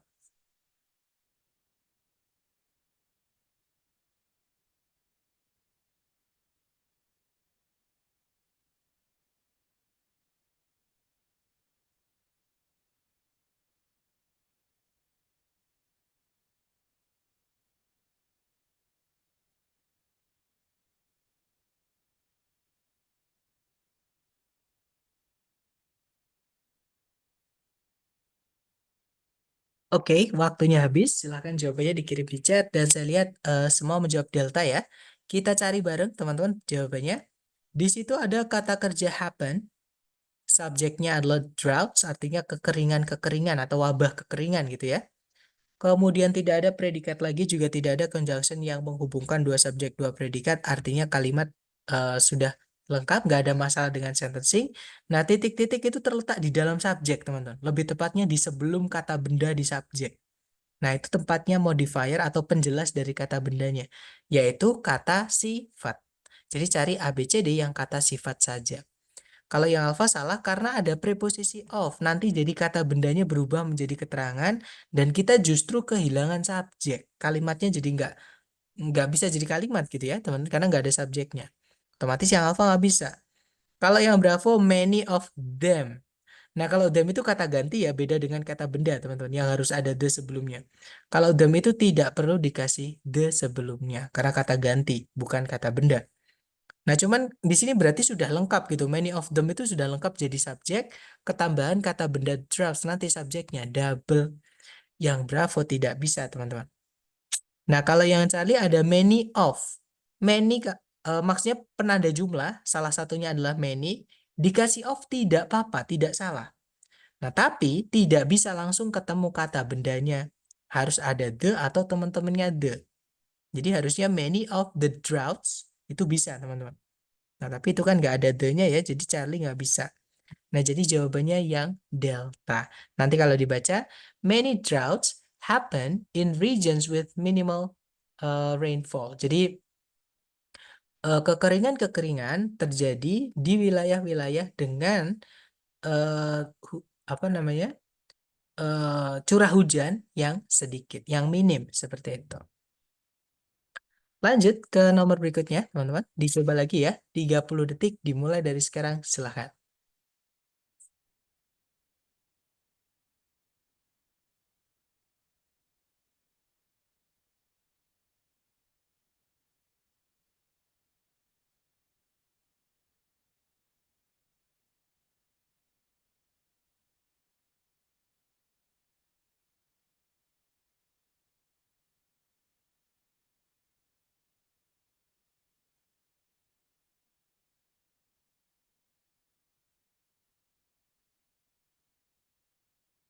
Oke, waktunya habis, teman-teman.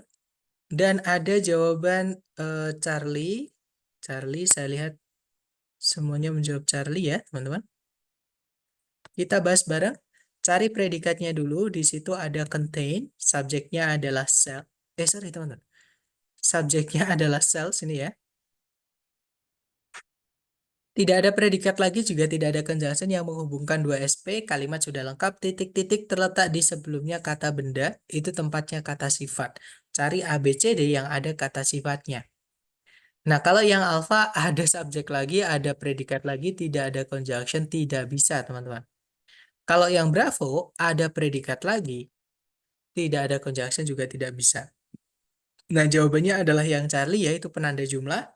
Kalau yang delta nggak bisa karena ada subjek lagi, nanti subjeknya double. Nah, berarti jawabannya yang Charlie, nanti kalau diartikan, hampir semua sel di dalam tubuh manusia itu memiliki DNA di dalam eh, nuklei mereka atau inti DNA-nya. Seperti itu. Oke, lanjut lagi ke nomor berikutnya. 30 detik dimulai dari sekarang, silakan.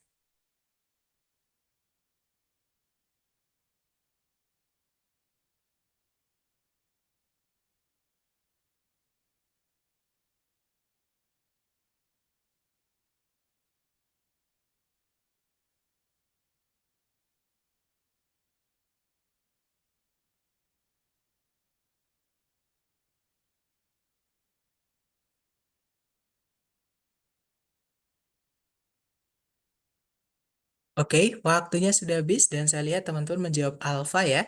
Mari kita cek bersama. Di situ ada predikat played, subjeknya adalah music. Kemudian tidak ada predikat lagi, juga tidak ada conjunction. Di situ ada titik-titik terletak di setelahnya preposisi, di sebelumnya kata benda itu tempatnya kata sifat. Nah, cari ABCD yang kata sifat saja. Betul sekali teman-teman, jawabannya adalah yang alpha ya. Karena itu menjelaskan kata benda cultures seperti itu. Kalau Bravo itu juga kata sifat, sorry, itu juga penanda jumlah gitu ya. Tapi kalau ada penanda jumlah ditambahkan of harus ada the dan teman-temannya the sebelum diikuti benda yang dijelaskan seperti itu. Kemudian yang Charlie, many of them sudah lengkap untuk objeknya in, sedangkan setelah titik-titik atau setelahnya many of them nanti ada objek lagi, objeknya double. Kalau yang delta many the, nah ini kebalik teman-teman. Kalau mau dikasih ya the many itu malah boleh. Gitu. Karena urutannya tadi kita pelajari kalau artikel dulu baru diikuti penanda jumlah seperti itu. Jadi the many itu boleh teman-teman. Memang terdengar aneh ya, tapi itu boleh seperti itu. Ada seperti itu. Oke, jadi jawabannya yang alpha nanti kalau diartikan musik itu memainkan peran yang penting dalam berbagai budaya suku Afrika. Seperti itu. Oke, lanjut ke nomor berikutnya. Silahkan 30 detik dimulai dari sekarang. Silahkan teman-teman.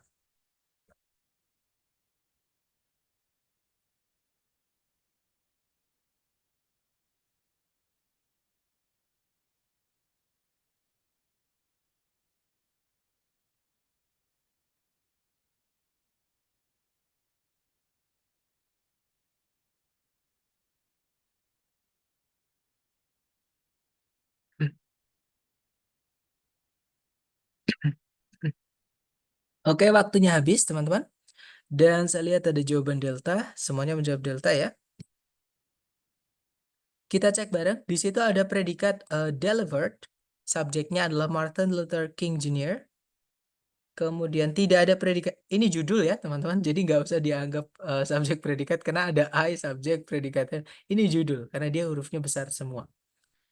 Tidak ada predikat lagi, juga tidak ada conjunction yang menghubungkan dua SP, berarti kalimat sudah lengkap.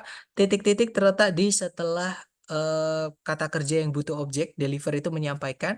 Tapi di setelahnya sudah ada objek, teman-teman, yaitu I have a dream speech. Nah, karena sudah ada objeknya, kata bendanya ya, titik-titik terletak di sebelumnya objek, kata benda, berarti itu tempatnya kata sifat. Kita cari ABCD yang kata sifat. Kalau yang alpha nanti predikatnya double, ya sudah ada predikat, dimasuki predikat lagi nggak bisa. Bravo malah double subjek predikat, teman-teman. Jadi Bravo nggak bisa. Kalau yang Charlie, nah deliver itu butuh objek. Kalau setelahnya tidak dikasih objek seperti ini, nanti dia jadi verb 3 atau pasif. Nah, verb 3 yang berdiri sendiri tanpa auxiliary sebelumnya tidak bisa jadi predikat, dan malah nanti kita kehilangan predikat untuk kalimat ini. Jadi yang Charlie nggak bisa. Nah, jadi jawabannya adalah yang delta. Nanti kalau dibaca, on August 28, 1963, Martin Luther King Jr. delivered his I Have a Dream speech. Kalau diartikan di tanggal 28 Agustus 1963, Martin Luther King Jr. menyampaikan pidatonya yang berjudul I Have a Dream. Seperti itu. Lanjut ke nomor berikutnya, 30 detik dimulai dari sekarang. Silahkan teman-teman.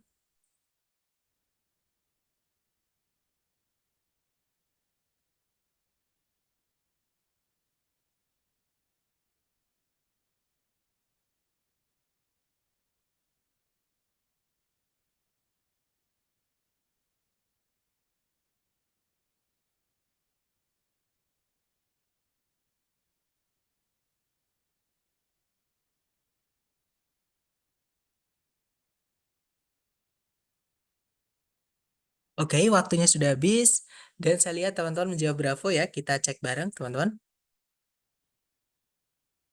Ya, sepertinya semua menjawab bravo. Kita cek bareng. Di situ ada predikat focused. Subjeknya adalah impressionist painter. Tidak ada predikat lagi ya. Juga tidak ada conjunction yang menghubungkan dua subjek, dua predikat teman-teman. Berarti kalimat ini sudah lengkap. Oke. Nah, titik-titik terletak di setelahnya preposition on. Nah, sorry teman-teman. Preposition on itu harus diikuti objeknya. Objeknya adalah fleeting moments. Nah, berarti ini tempatnya kata sifat untuk menjelaskan kata benda fleeting moment sebagai objek dari preposisi on yang nantinya akan dirubah menjadi keterangan. Nah, jadi carikan kata sifat aja. Yang alpha ini malah subjek predikat lagi. Nggak bisa ya, teman-teman. Sebelumnya itu on harus dicarikan objeknya. Sedangkan setelahnya langsung diikuti subjek kan nggak bisa. Itu bukan conjunction, tapi itu adalah preposition. Beda penggunaan gitu ya. Kalau yang Bravo kemungkinan bisa. Kita tahan dulu. Kalau yang Charlie ada conjunction selain fanboys, tapi setelahnya tidak ada subjek predikat lagi yang nggak bisa ya, teman-teman. Nah, kalau yang delta ini urutannya kebalik. Harusnya itu conjunction-nya dulu, baru subjek, baru predikat. Nah, ini predikat dulu, nanti predikatnya double, diikuti conjunction, setelahnya conjunction-nya nggak ada subjek predikat. Yang delta ini berantakan susunannya, teman-teman. Gitu ya. Nah, berarti fix jawabannya adalah yang Bravo tadi. Nanti kalau diartikan, pelukis impresionis itu berfokus bukan pada detail-detail dari pemandangannya, tapi pada momen-momen apa ya, momen-momen puncak mereka dan permainan cahaya seperti itu. Lanjut ke nomor berikutnya, teman-teman, silakan. Waktunya 30 detik dimulai dari sekarang.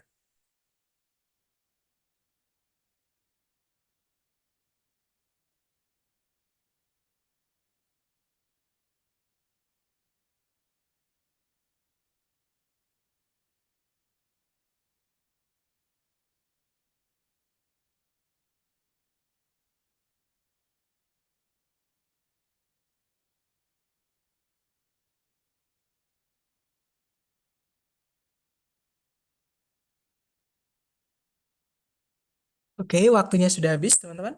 Dan silahkan jawabannya dikirim di chat sedapatnya teman-teman dulu. Ada jawaban Bravo, saya lihat teman-teman semua menjawab Bravo. Mari kita cek. Di situ ada predikat is, subjeknya adalah the Amazon Rainforest. Tidak ada predikat lagi, juga tidak ada conjunction yang menghubungkan dua SP, kalimatnya sudah lengkap ya. Nah, titik-titik di setelah kata one of, teman-teman.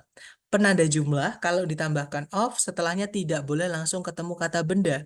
Harus ada the atau teman-temannya the dulu. Nah, di pilihan A, B, C, D yang ada the-nya cuma satu, yaitu yang Bravo ya. Nah, otomatis jawabannya yang Bravo. Nanti kalau dibaca, the Amazon rainforest is one of the most diverse ecosystems on Earth. Jadi, hutan hujan Amazon merupakan salah satu dari ekosistem-ekosistem yang paling beragam di permukaan bumi. Seperti itu. Lanjut ke nomor berikutnya. Silakan, 30 detik dimulai dari sekarang. Silakan, teman-teman.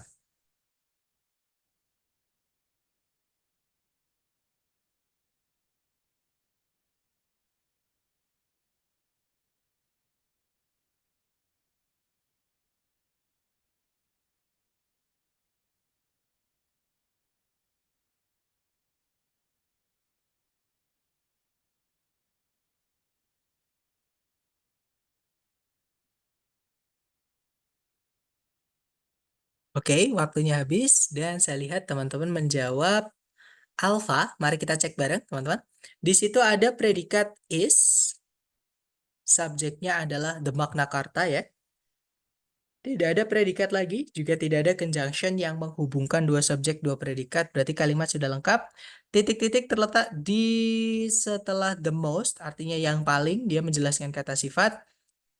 Nah, kita carikan kata sifat. Nah, tapi di pilihan ganda ternyata lebih dari satu, teman-teman. Nah, gampang aja. The most ini kan menjelaskan kata sifat, teman-teman. Berarti di sini harus dimasukkan kata sifat. Nah, setelahnya kata sifat, kalau mau diikuti kata yang lain, itu adalah kata benda. Karena kata sifat menjelaskan kata benda. Gitu ya. Jadi carikan kata sifat, kemudian kata benda, teman-teman. Yang alpha ada kata sifat influential, kata bendanya adalah charter. Nah, kemungkinan yang alpha bisa. Kita tahan dulu ya. Kalau yang Bravo ini kebalik. Harusnya kata sifat dulu baru kata benda. Bukan kata benda dulu baru kata sifat. Bravo nggak bisa, teman-teman. Kalau yang Charlie, the most charter, eh, ini nggak bisa diartikan, teman-teman. The most itu sebenarnya diikuti kata benda langsung bisa ya. Most-nya nanti artinya yang paling banyak. Jadi bentuk superlatif dari kata many atau much itu adalah the most, teman-teman. Oke. Nah, tapi ini kalau diartikan nanti nggak bisa. Oke, apalagi charter di itu eh, bisa dihitung tapi tidak dijamakkan gitu ya. Itu kan nggak ada penanda. The most itu kan artinya yang paling banyak gitu seperti itu. Berarti yang Charlie nggak bisa diartikan, teman-teman. Kalau yang delta influentially charter. Nah, influentially itu adalah kata keterangan. Kalau teman-teman menemukan ada AL ditambahkan LY, itu adalah kata keterangan. Kata keterangan itu tidak bisa menjelaskan kata benda, gitu ya. Jadi yang delta tidak bisa, teman-teman. Terutama keterangan cara seperti ini tidak bisa menjelaskan kata benda. Yaudah, berarti fix jawabannya yang alpha. Nanti kalau dibaca, the Magna Carta is the most influential charter of medieval documents. Jadi Magna Carta merupakan eh, charter itu apa ya, teman-teman? Mungkin perjanjian gitu ya. Perjanjian yang paling berpengaruh dari dokumen-dokumen medieval seperti itu. Atau zaman pertengahan gitu ya. Lanjut ke nomor berikutnya, teman-teman. Dicoba dulu waktunya 30 detik. Dimulai dari sekarang, silahkan.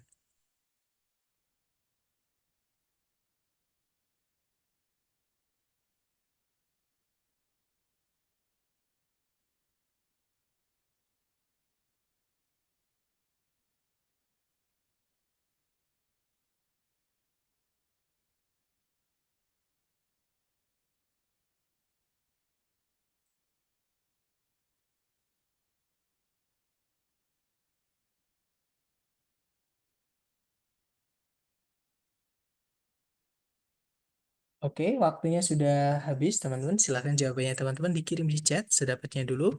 Dan ada jawaban delta. Saya lihat semuanya teman-teman jawab delta. Mari kita cek. Di situ ada predikat is. Subjeknya adalah main function. Tidak ada predikat lagi, juga tidak ada conjunction yang menghubungkan dua subjek predikat ya, teman-teman. Berarti kalimatnya sudah lengkap. Kalau kita lihat titik-titik berada di sebelum kata benda itu letaknya subjek ya. Berarti itu tempatnya kata sifat, teman-teman. Karena subjek, titik-titiknya di sebelumnya subjek, di dalamnya subjek maksudnya. Berarti itu tempatnya adalah kata sifat. Kalau kita lihat yang alpha, di situ ada subjek predikat lagi, tidak ada conjunctionnya, nggak bisa. Kalau yang Bravo ada conjunctionnya, tidak ada subjek predikat lagi, nggak bisa. Kalau yang Charlie ada preposisi. Preposisi nanti merubah kata bendanya ini menjadi kata keterangan, dan kita malah akan kehilangan subjek. Nggak bisa kalimat tanpa subjek gitu ya.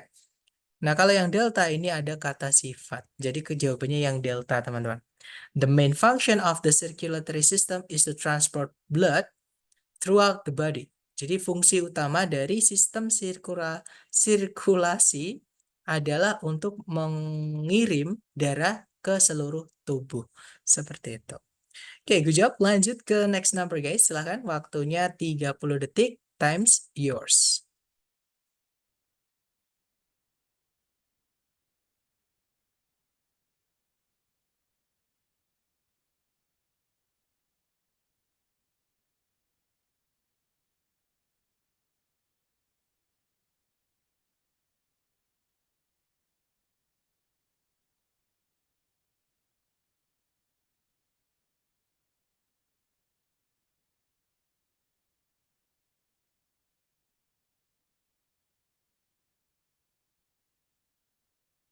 Oke, guys. Waktunya habis. Silahkan jawabannya, teman-teman, dikirim di chat ya.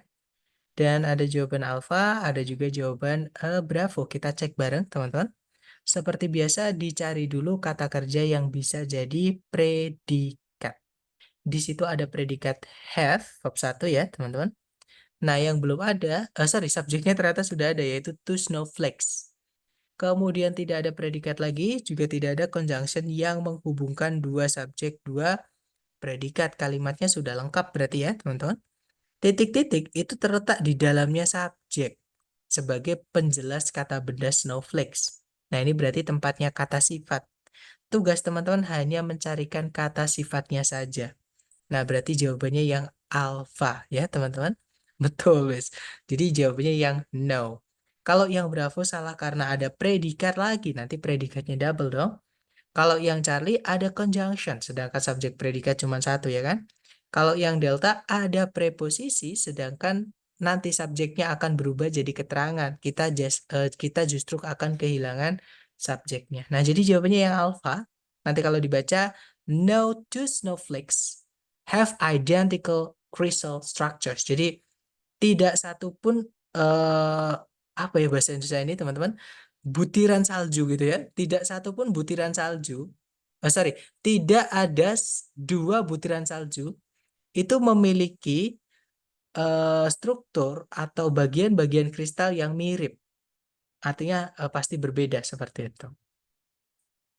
Lanjut ke nomor berikutnya, silakan. Terakhir teman-teman, waktunya 30 detik dimulai dari sekarang. Silakan teman-teman.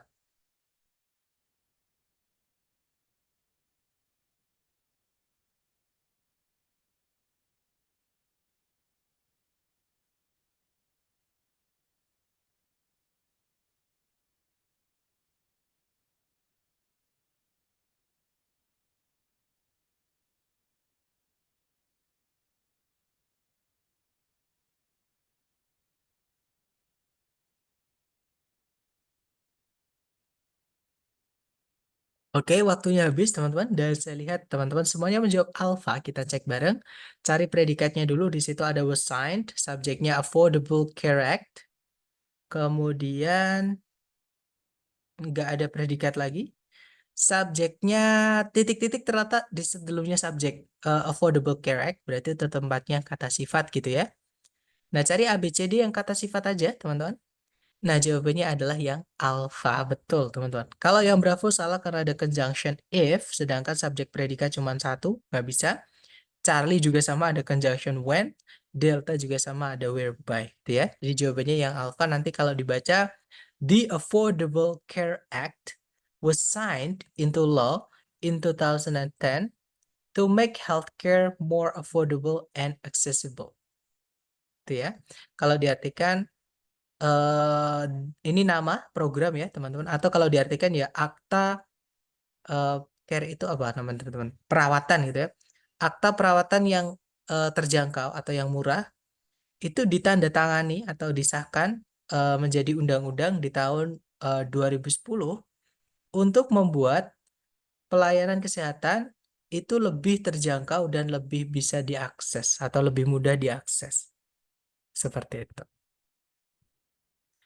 Nah, itu tadi adalah materi kita tentang adjektif ya. Intinya gini, teman-teman.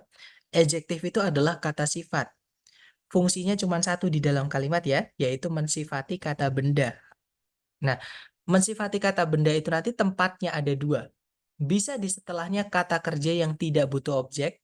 Contohnya linking verb itu, teman-teman, di setelahnya to be ya, itu boleh diikuti kata sifat, terutama dari yang deskriptif itu yang bisa berdiri tanpa kata benda gitu ya. Nah, tapi adjektif itu juga bisa nempel dengan benda yang dijelaskan. Tempatnya adalah di sebelumnya kata benda yang dijelaskan. Dan jenisnya tadi sudah kita bahas ada 3 ya, sesuai urutan. Yang pertama determiner, yang kedua deskriptif, dan yang terakhir ada knowledge. Nah, kalau teman-teman ada pertanyaan boleh ditanyakan sambil saya absen ya, teman-teman. Silahkan ditanyakan sambil saya absen dulu.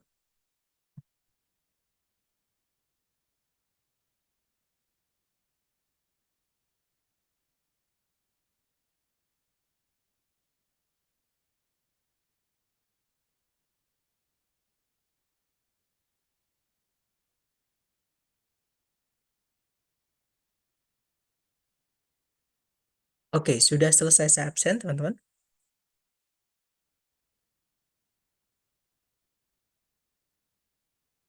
Sepertinya tidak ada pertanyaan ya. Atau nanti kalau teman-teman ketika mengerjakan latihan menemukan kesulitan, japri aja. Gitu ya. Terima kasih atas kehadiran teman-teman hari ini. Kita akan bertemu lagi besok insya Allah. I'll see you again next time. The last I say, Assalamualaikum warahmatullahi wabarakatuh and have a good night guys. See you next time.